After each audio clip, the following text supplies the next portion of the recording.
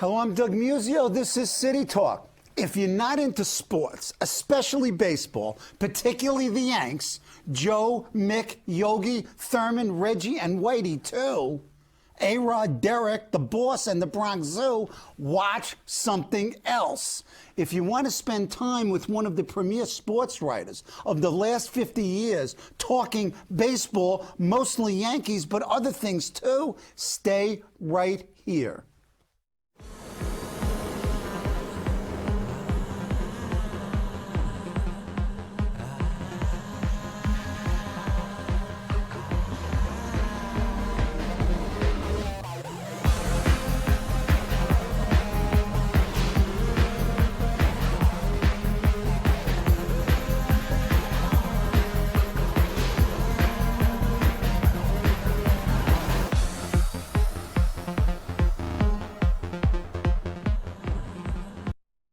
Joining me is Maury Allen, a sports writer for nearly half a century. With the New York Post, from 1961 to 1988, covered the Yankees, and with Gannett from 1988 to 2000. Maury is an Isaac Asimov of sports writing, at least 2 million words in print, some 10,000 newspaper columns, 39 published books, the most recent and the topic of our conversation today, Yankees World Series Memories, and an upcoming number 40, a biography of Brooklyn hero, not to everybody, Dixie Walker, and a few hundred magazine articles.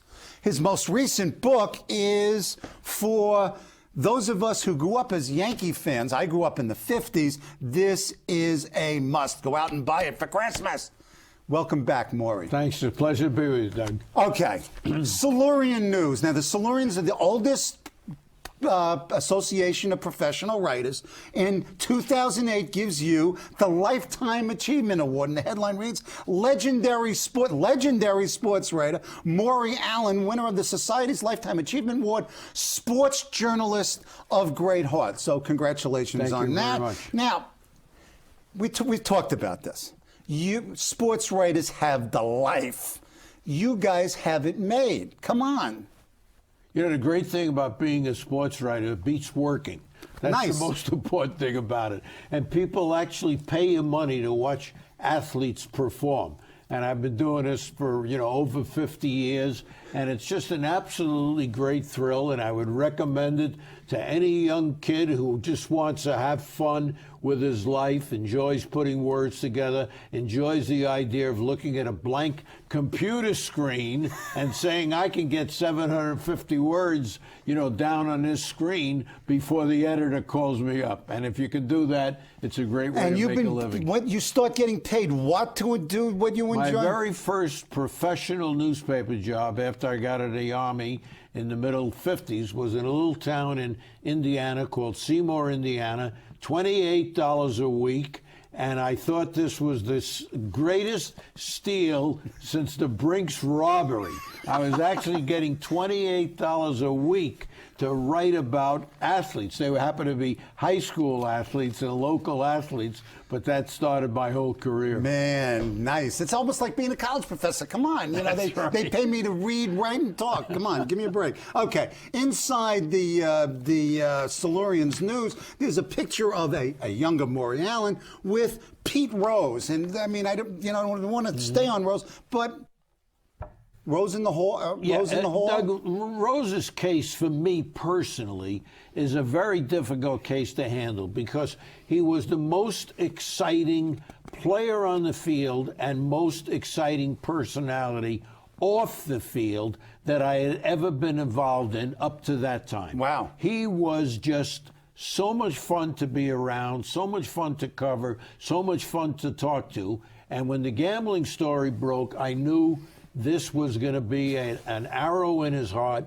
and he was never going to go to the Hall of Fame, something he had constantly talked about. I mean, here's the guy broke the greatest record in baseball. I mean, a home run record and all the other records, are significant records, but the hit record of Ty Cobb meant you had to do it over 20 or 25 years. And I thought he was a total lock, of course, for the Hall of Fame. The gambling story broke. I'm a Hall of Fame voter, And I've been torn every year about Pete Rose's position in baseball history. You want to give us your vote? My vote is you cannot vote for him. Okay. The Hall of Fame has established a criteria that lists the names of eligible candidates. His name, because of the gambling scandal, is simply stricken from the record. Okay.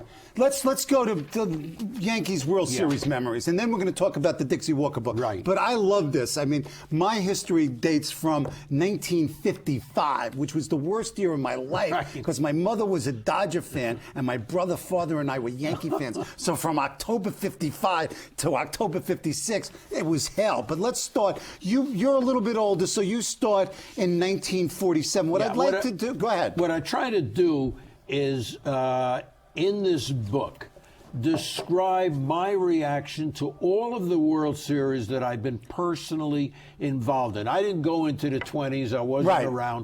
But from the 40s on, when I was old enough to recognize it, in 47, for example, I was 15 years old, and the Dodgers were playing the Yankees. They had lost in 41, which of course I remembered. And what I did in the book is all of the series that I remembered as a kid and the details of what happened, interviewed people that were in those series, and then, of course, in the late 50s on, covered every series the Yankees were in. So wrote about that and wrote about all of these series in a valued way. Which one was the most fun and the most exciting? Okay, now, 1947 you've got as number one because it's your first.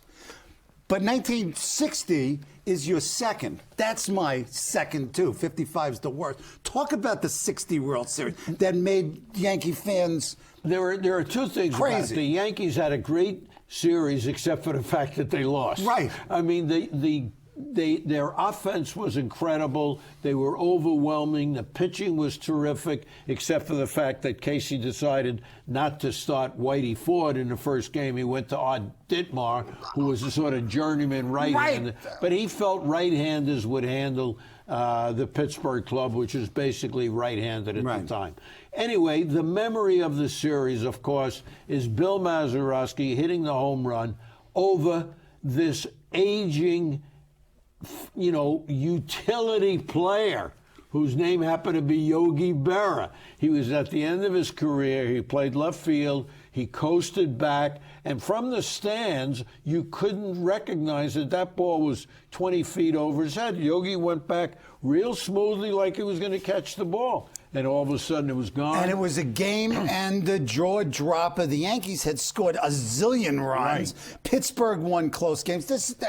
Tony Kubek gets hit in the throat with that ground ball. I remember That's the other thing, Doug, that is very significant about that series. Tony Kubek was hit in the throat, damaged his career, had to retire early. And in those days, they used to let the press into the locker room as soon as the game was over. Now there's all kinds of artificial barriers. But in the 60s, the game was over.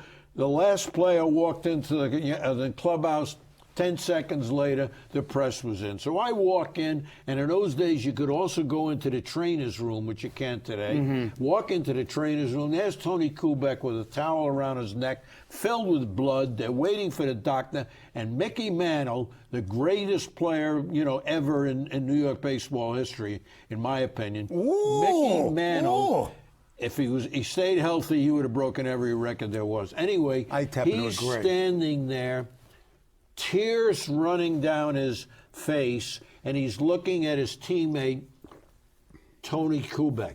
The story that came out later on by members of the press, other members of the press, Mickey was so upset at this Yankee loss, he cried. That's not why he cried. He cried because his teammate, Tony Kubek, looked like he was critically injured, and the frustration of waiting for a doctor to come into the clubhouse. That's how long it took. And finally a doctor comes in and, attends to Tony, take him away to a hospital. But that was the most emotional moment, I think, of Mickey's Yankee career. Okay, talk about the 62 series. You've got that ranked number 3. We're going to do this a little seriatim, and then we're going to jump back and forth.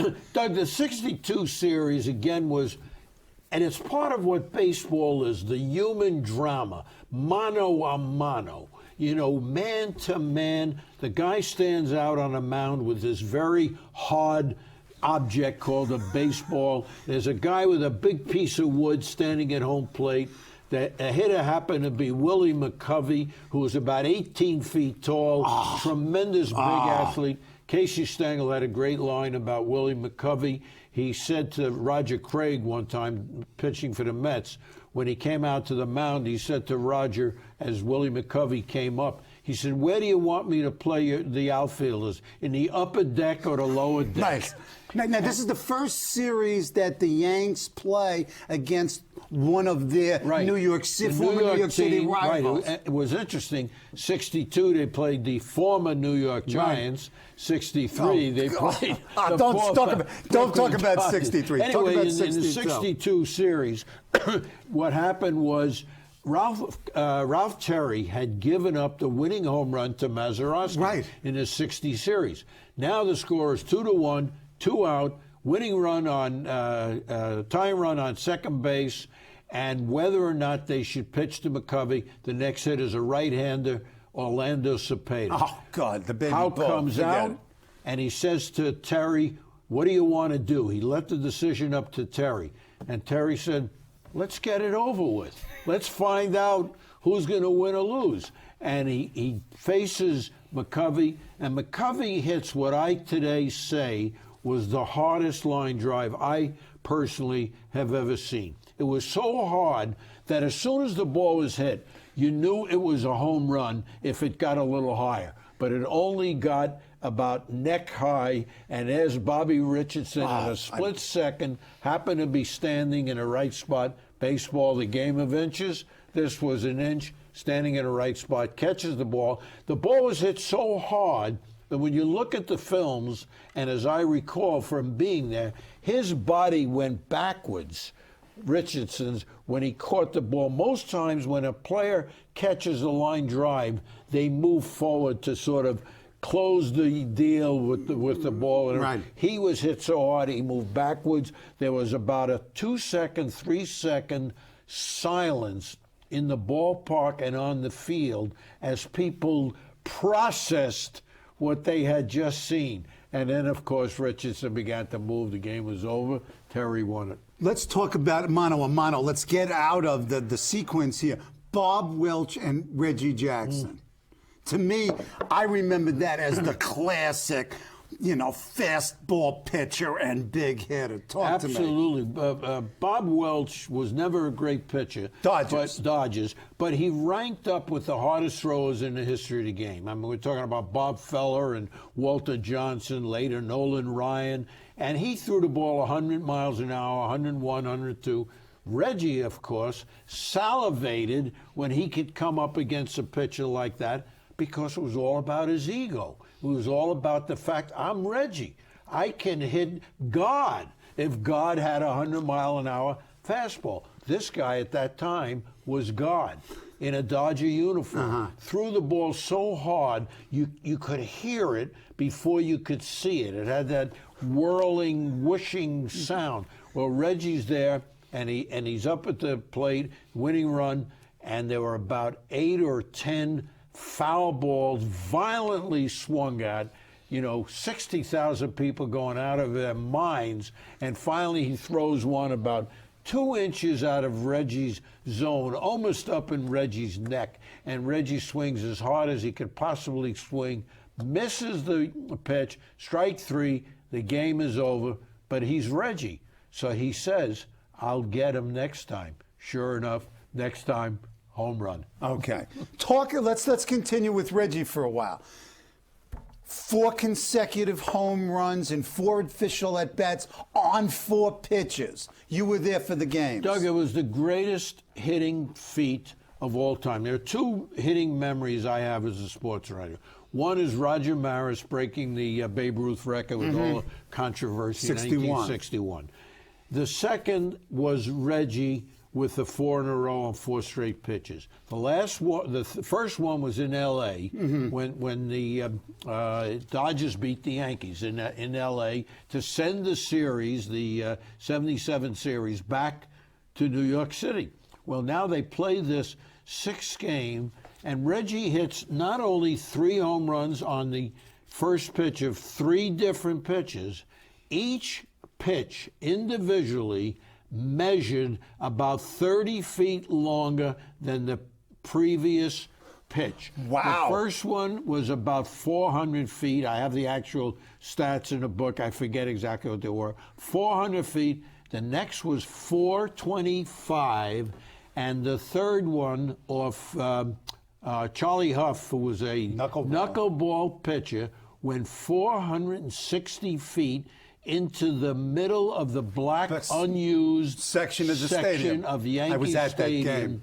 With such a thud that you knew immediately when you saw this, as we did, that if there were no stands there, it would have crossed the Bronx, courthouse. It would have been, hit the court. That would have been a into shot. the river. I mean, it was just incredible that a human being can hit a baseball that hard, that far, with that incredible drama after the first 2. I mean, any player in baseball history would have settled for his whole career by hitting 2 home runs in a World Series game. And here's number 3. I think only Babe had ever done it. And, of course, Reggie, being Reggie, after the game, not bragging about what he had done, just being the humble Reggie and saying, oh, now I'm in the same paragraph with Babe Ruth. And you knew this was all BS, my friend. Of course. Well, come on. I mean, who said that there wasn't enough mustard to cover? He was such a hot There was dog. a pitcher on the Oakland A's, a teammate by the name of Darrell Knowles, and he's the one that came up with that line about not being enough mustard to cover Reggie, because the expression of baseball for a show-off, what we call show-offs as kids, was hot dog. And Reggie was the definition of hot dog. But at the same time, he was also the definition of charisma and excitement and fun and entertainment. And I'll admit this only to you, Doug. And the millions of people watching us. I would pay money to sit in the stands in the last row of Yankee Stadium to watch Reggie Jackson bat. Wow. He's the only guy that ever gave me that sense of entertainment, that when you went to watch Reggie swing that bat, all the emotion, all the charisma came out, and also what came out is your own background as a fan of the game. Ooh, man. That's Reggie. Wow, Reggie. How many World Series games have you seen? I never really counted them up, but from the first one that I covered was 1959, the White Sox and the Dodgers, and covered everything through the 2000s. So it's 7 times 40 years, over 250 World Series games probably. Man. So we talked about some hitters. Talk about the 1 or 2 best pitching performances in a Yankees World Series. I guess the best one, I didn't cover it, but just watching it, of course, Don Larsen's perfect game. That's the ultimate standard. There was another one that I write about that I watched as a kid, and it's again in that 47 World Series. That's why I got so excited when I researched all the World Series, because it brought back this memory. A relief pitcher by the name of Joe Page. Joe Page pitched 5 2/3 innings. A relief pitcher, Doug. 5 2/3 innings of one-hit ball in that 7th game of the World Series. Every game in that series was thrilling. Bill Bevins, the Yankee pitcher, almost pitched a no-hitter. DiMaggio's famous non-home run caught by Gianfrido. I mean, I've read and seen some of the film clips, but I was born that year. I've seen all of this and reviewed it and talked to the individuals involved in it. But people forget, especially in light of today's one-inning relief pitching, 1 1/3 and 1 2/3 is a big deal if Mariano Rivera does that. Joe Page, 5 2/3, one hit. I know the other thing that was really interesting in reading the book, the way it's structured, is the number of starting pitches that relieved and the number of innings that they threw. 3 complete games plus they relieved. It was really astounding. There's another little side tidbit to the 47 series, because I grew up in Brooklyn. I had a little sympathy for the Brooklyn Dodgers. Ralph Branca, who's a lifelong pal, and he's recognized for a negative thing, which I won't talk about. But anyway, he started the first game of that 47 series, and he never started another World Series game, and he was very disappointed about it. He did pick up a win in relief in that 47 series, but he felt that Bert Schotten, the manager who wore street clothes, overlooked him in the 47 series, and had Ralph come back, he would have been ready to pitch the 7th game, and he thinks that he would have won the 7th game. He won 21 games that year at the age of 21, a rather miraculous feat, broken only by a future should have been Hall of Famer, Doc Gooden, in '86 when he was 20 years old and won 22 games. Oh, you remember all this stuff. Okay. Now, one of your earlier books is titled All Roads Lead to October. Now, excuse me. This year, the road ended in September, and it's ended too early in October for a couple of years. And losing 4 straight to the Red Sox, excuse me, what's wrong with the Yankees? They don't have enough pitching. The simplest thing in baseball is pitching is such a factor in a game throughout the 162 games.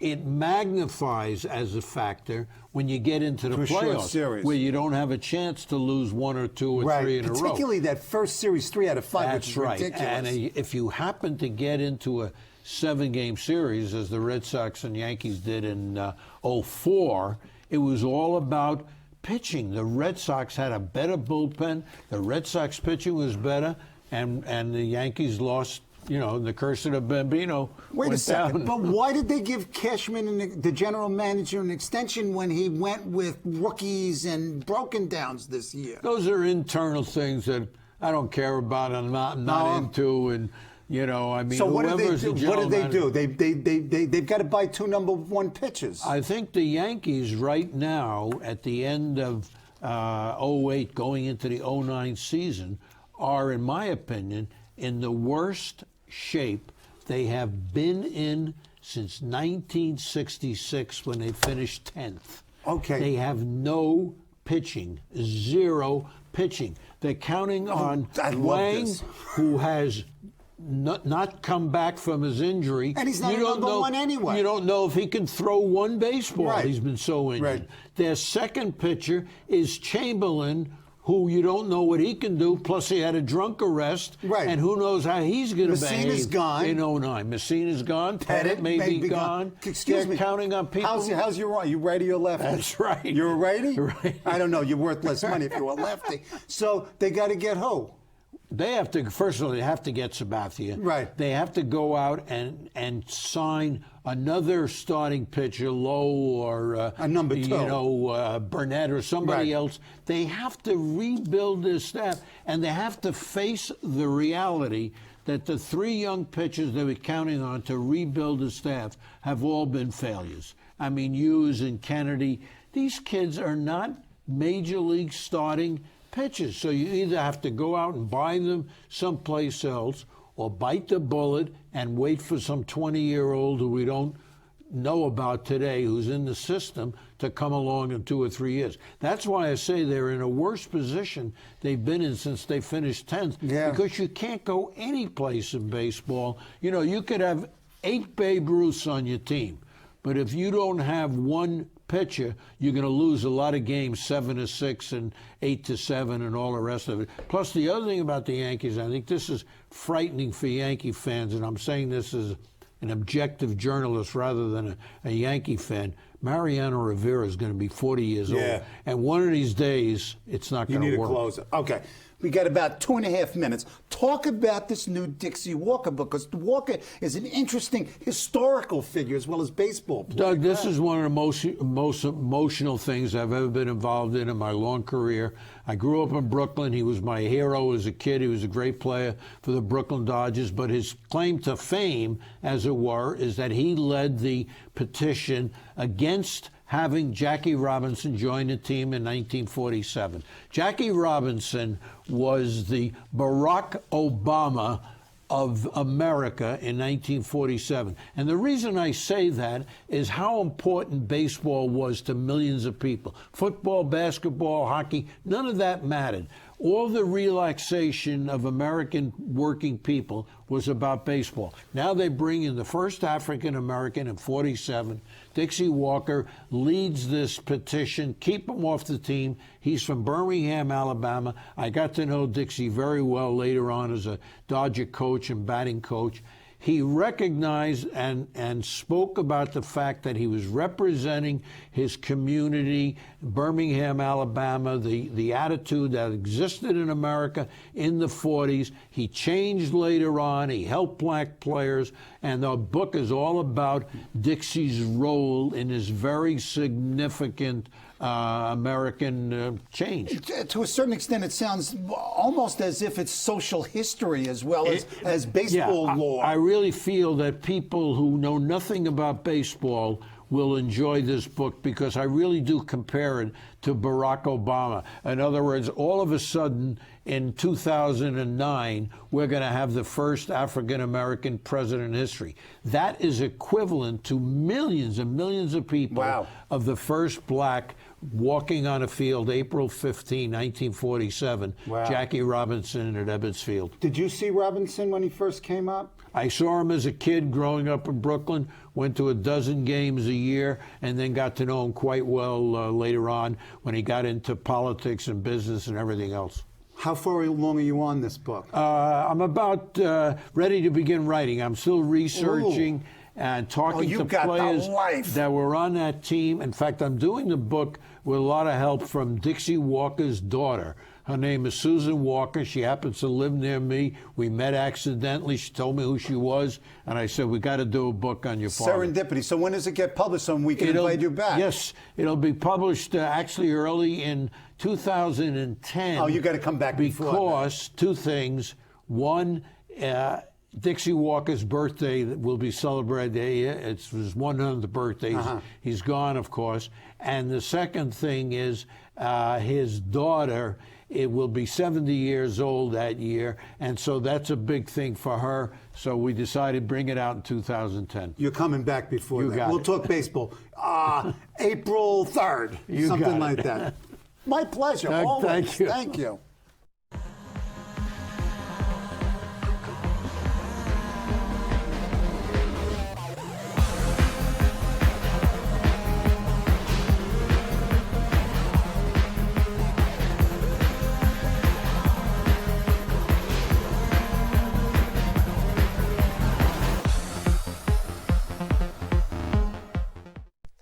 Hello, I'm Doug Muzzio.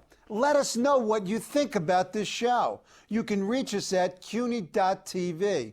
When you get there, click on the bar that says Contact Us and send your email. Whatever it is. Thanks, no thanks, obnoxious, do it. Send it.